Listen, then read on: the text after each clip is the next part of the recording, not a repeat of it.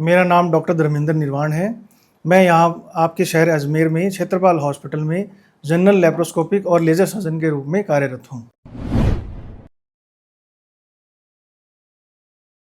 मैंने अपनी प्रारंभिक पढ़ाई जैसे कि एमबीबीएस मैंने गवर्नमेंट मेडिकल कॉलेज अमृतसर से की। उसके बाद मैंने मास्टर ऑफ सर्जरी जो कि मैंने गवर्नमेंट मेडिकल कॉलेज पटियाला से की। उसके बाद में मैं 3 साल ईएसआई हॉस्पिटल लुधियाना में रहा हूँ एज ए सीनियर रेजिडेंट और वहाँ पे मैंने काफ़ी अनुभव प्राप्त किया। उसके बाद में मैं 3 साल फोर्टिस हॉस्पिटल अमृतसर में रहा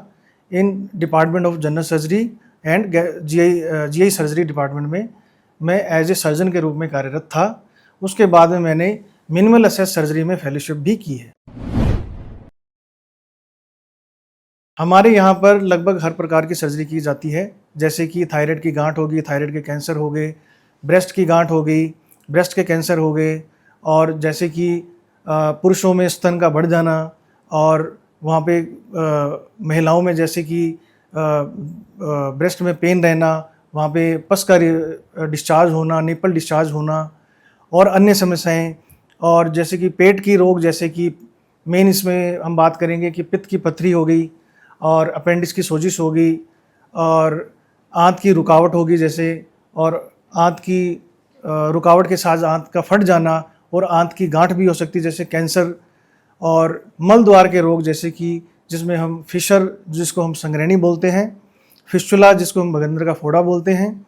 और पाइल्स जिसको हम नॉर्मल भाषा में बवासीर बोलते हैं, और पाइलोनेडल साइनस, और वेरिकोस वेन्स जो कि पैरों की नसों का फूल जाना, और बर्न के पेशेंट्स हो गए, ट्रॉमा सर्जरी हो गई, और क्रिटिकल केयर इमरजेंसी सर्जरीज हो गई। ये सभी प्रकार की सर्जरी यहाँ पर की जाती हैं। लेप्रोस्कोपिक सर्जरी में हमें ये समझना है कि बहुत छोटे छोटे चीरे के साथ हम दूरबीन के द्वारा हम पेट के अंदर पहुँचते हैं, जो कि चीरा मैक्सिमम डायमीटर उसका 5 mm से लेकर 10 mm तक होता है। उसमें हम दूरबीन के द्वारा हम पेट के जितने भी ऑर्गन है, जो पैथोलॉजी है, उसको देखते हैं और देखकर उसको निकालने की कोशिश करते हैं, जो कि बहुत कम चीरे के साथ और बड़ी बड़ी सर्जरी की जाती है इससे। और जब दूरबीन के साथ ऑपरेशन करते हैं तो दूरबीन के साथ हम सराउंडिंग जो स्ट्रक्चर्स हैं हम उनको बहुत अच्छी तरह से देख सकते हैं, और ब्लीडिंग के चांसेस भी कम रहते हैं, और अच्छे मैनर के अंदर हम हर चीज़ को विजुलाइज कर सकते हैं। जबकि दूसरे रूप में हम जैसे देखें कि ओपन सर्जरी में हम बड़ा चीरा देकर और उस ऑर्गन तक पहुंचते हैं जिस पैथोलॉजी को हमने निकालना है, जो कि आइडली 5 से 7 सेंटीमीटर या उससे बड़ा भी इंसिजन हो सकता है।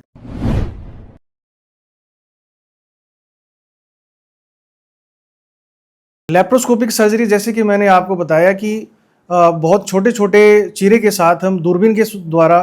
हम सर्जरी करते हैं, और जो लेज़र होती है, लेज़र एक बहुत पतला सा फाइबर होता है जो कि एनर्जी सोर्स उसमें यूज़ होती है,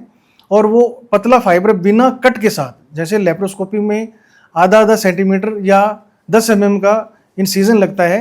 बट लेज़र सर्जरी के अंदर में कोई भी कट नहीं लगता, और बिना कट के साथ हम जो किसी टिश्यू को हम जला भी सकते हैं और उसको काट भी सकते हैं। जैसे कि लैप और लेज़र सर्जरी दोनों का मैं आपसे बात करूंगा। जैसे लेप्रोस्कोपिक सर्जरी है, उसमें बहुत ही कम चीरे के साथ सर्जरी करते हैं, और लेज़र के साथ बिना कट के साथ सर्जरी की जाती है। और दूसरी बात, जब हम ऑपरेशन करने के दौरान जब हम लेप्रोस्कोपी से ऑपरेशन करते हैं तो हमें बहुत ही अच्छे विजुलाइज मैनर में हमें सारी चीज़ें दिखती हैं, और सराउंडिंग स्ट्रक्चर जो जितने भी ऑर्गन हैं वो भी हमें बहुत अच्छे तरीके से दिखते हैं, और एक माइन्यूट ब्लीडिंग हो, जैसे बहुत ही कम ब्लीडिंग हो, वो हमें बहुत अच्छे तरीके से दिख सकती है, और वो उसी टाइम हम उसको मैनेज कर सकते हैं। और जैसे कि लेज़र सर्जरी है, उसका भी यही फ़ायदा होता है, बट उसमें कोई भी कट नहीं होता, और ऑपरेशन के बाद में बहुत ही ब्लीडिंग के कम चांसेस रहते हैं, और हॉस्पिटल का स्टे भी पेशेंट का कम हो जाता है, पेशेंट को पेन नहीं रहता है, पेशेंट अर्ली रिकवरी होती है, हॉस्पिटल का स्टे कम हो जाता है। दूसरा कि वो अर्ली रिटर्न टू वर्क रहता है पेशेंट, और पेशेंट की अफोर्डेबिलिटी अच्छी रहती है, और पेशेंट का एक्सपीरियंस बहुत अच्छा रहता है लैब और लेज़र सर्जरी दोनों से। लेप्रोस्कोपिक सर्जरी से हम ज़्यादातर जैसे पेट की सर्जरियाँ करते हैं, पेट की सर्जरी मुख्य रूप से जैसे हम पित्त की पथरी होगी, गॉल ब्लैडर स्टोन जिसको बोलते हैं हम, और अपेंडिक्स की सोज जिसमें अपेंडिसाइटिस बोलते हैं हम उसको,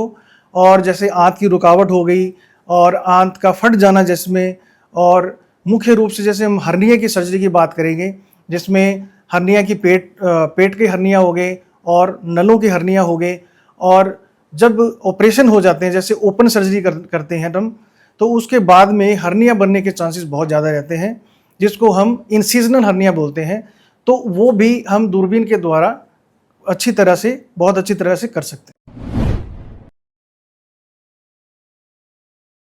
लेजर पद्धति के द्वारा हम, जैसे कि मैंने आपको पहले बताया कि इसमें बिना कट के द्वारा सर्जरी की जाती है और बहुत ही पतला फाइबर होता है जिससे सर्जरी होती है। उसमें मुख्य रूप से जैसे मल द्वार के रोग हैं जैसे कि फिशर, संग्रहणी, फिस्टुला, वगंदर का फोड़ा, और पाइल्स जिसको हम बवासीर बोलते हैं, और पाइलोइडस साइनस, इन मुख्य रूप से इन चीज़ों की जो इन सर्जरी हम करते हैं। और दूसरा एक जो पैरों में कईयों की नसों फूल जाती हैं जिसको हम वेरिकोज वेन्स बोलते हैं, और वेरिकोज वेन्स में भी हम इसको पतला सा फाइबर होता है उसको इंट्रोड्यूस कर और एक एनर्जी सोर्स के रूप में इसको काम करते हैं, और एनर्जी सोर्स से हम उसको टिश्यू को जो जलाकर और काटकर और उसको बिल्कुल सड़ाकर जो है उसको ऑपरेट किया जा सकता है। इसमें मुख्य रूप से जैसे कि मैं पेट की सर्जरी की बात करना चाहूँगा जिसमें पित्त की पथरी है। इसमें लोगों में बड़ा मिसनोमर रहता है कि पित्त की पथरी होगी वो निकल जाएगी, और जैसे कि किडनी स्टोन का वो कंपैरिजन करते हैं कि किडनी स्टोन भी निकल जाते हैं तो ये पित्त की पथरी भी निकल जाती है, जबकि ऐसा नहीं है। पित्त की पथरी अगर एक बार बन गई है तो वो उसको निकालने के बाद भी दोबारा बन सकती है। तो इस कंडीशन में हम पित्त की पथरी जहाँ पे बन गई है तो हम पित्त को निकालना ही पड़ता है। जैसे अपेंडिक्स में सोज आ जाती है उसको भी हमें निकालना पड़ता है। जैसे पेट की आंत की हम बात करें तो उसमें कैंसर की शिकायत भी हो सकती है, उसमें फटना भी हो सकता है, उसमें आंत में रुकावट भी हो सकती है। और हर्निया की सर्जरी की बात करें हम तो हर प्रकार की हर्निया की सर्जरी करवाना ही सबसे बढ़िया चीज़ है। अभी रिसेंट ही मैंने 22 अप्रैल के आसपास मैंने ज्वाइन किया। उसके बाद में काफ़ी अच्छे और टेक्निकल चैलेंजिंग केस आए मेरे पास, जो कि उसमें एक चीज़ में मैं आपके साथ बात करना चाहता हूँ, जिसमें कि एक बायलेटरल इंग्वाइन हर्निया करके पेशेंट हमारे पास आए और जिनको मैश हर्नियोप्लास्टी, जिसमें ओपन सर्जरी पहले पेशेंट की हुई थी दोनों साइड की, और पेशेंट दोबारा लेफ्ट साइडेड इंग्वाइनल स्वेलिंग के साथ आया था जो कि इरिड्यूसिबल थी। तो हमने इन्वेस्टिगेट किया, जांच किया और हमें पता चला कि वो इरिड्यूसिबल हर्निया है। और हमने जब ऑपरेट किया, इंट्राऑपरेटिव फाइंडिंग उसकी थी कि जब हम दूरबीन के साथ गए तो एक आंत का जो बड़ा हिस्सा था, जैसे जिसको हम सिग्मोइड कोलन बोलते हैं, वो उसका एक पूरा का पूरा हिस्सा जो कि 10 से 20 सेंटीमीटर का हिस्सा वो हर्निया के अंदर चला गया था। और साथ में यूरिनी ब्लैडर जिसको हम पेशाब की थैली बोलते हैं वो भी उसके साथ में हर्निया के अंदर जो सैक के साथ बहुत चिपका पड़ा था। और ये बहुत टेक्निकल चैलेंजिंग केस था जिसको हमने बहुत ही आसानी से दूरबीन के साथ और किया, जबकि पोस्ट ऑफ डे 2 पर हमने पेशेंट को डिस्चार्ज भी किया और बहुत खुश है पेशेंट और फीडबैक बहुत अच्छा है। सर्जन की भूमिका से पहले मैं एक बात करना चाहूँगा। जैसे ट्रॉमा का पेशेंट हमारे पास आता है तो वो आइडली जो होता है कि पॉलीट्रॉमा के केसेस होते हैं। पॉलीट्रॉमा का मतलब है कि बहुत सारे ऑर्गन इन्वॉल्व होना, जैसे कि हेड इंजरी होगी, जैसे कि नेक इंजरी होगी, थोरेसिक इंजरी होगी, या कोई ब्लंट ट्रॉमा इंजरी होगी, अब्डोमेन इंजरी होगी, या कोई बोनी इंजरी होगी। उस कंडीशन में हमारे पास मल्टी डिसिप्लिनरी टीम है यहाँ पर, जिसमें कि ऑर्थोपेडिक सर्जन हो गए, जिसमें यूरो सर्जन हो गए, न्यूरो सर्जन हो गए, प्लास्टिक सर्जन है, या जैसे कि जनरल और लेप्रोस्कोपिक सर्जन है। तो ये एक मल्टी डिसिप्लिनरी टीम के द्वारा ही एक ट्रॉमा के पेशेंट को देखा जाता है और असेस किया जाता है। और उसमें प्राइमरी असेसमेंट में हम पेशेंट को जब देखते हैं तो उसमें मुख्य रूप से उसकी एयर भी मेंटेन करना होता है, ब्रीदिंग मेंटेन करनी होती है, सर्कुलेशन मेंटेन करना होता है और डिसेबिलिटी देखी जाती है। उसके बाद में पेशेंट को सब एक्सपोज कर और उसकी हर चीज़ से इंजरी देखी जाती है, कहाँ कहाँ इंजरी है। उसके बाद में सेकेंडरी सर्वे के अंदर हम उसका पेशेंट का जीसीएस देखते हैं, जिसको हम ग्लासगो गोमा स्केल बोलते हैं कि पेशेंट की कितना होश में है। और उसके बाद में कुछ और तरीके की चीज़ें भी हम करते हैं जिससे हमें पता चलता है कि पेशेंट कितना इमरजेंसी है। उसके बाद में अगर मैं एक जनरल सर्जन की बात करूं तो जैसे ब्लंट ट्रॉमा